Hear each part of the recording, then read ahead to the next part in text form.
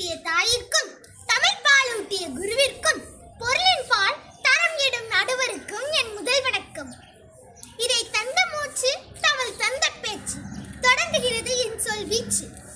எனது கனவுகள் கைக்குழந்தையாயிருக்கும் போது அன்னையிடம் பேசுவதே என் கனவு என்றிருந்தேன். தவடும் வயதில் வீட்டினுள் நுழையும் தந்தையின் கால்களை வட்டமிடுவதே கனவு என்றிருந்தேன். ஓட ஆரம்பித்த பின் உணவு உண்ணாமல் அன்னையிடம் இருந்து தப்பிப்பதே கனவு என்றிருந்தேன். பேச ஆரம்பித்த பின் எல்லோரும் என் பேச்சை ரசிக்க வேண்டும் என்பதே கனவு என்றிருந்தேன்.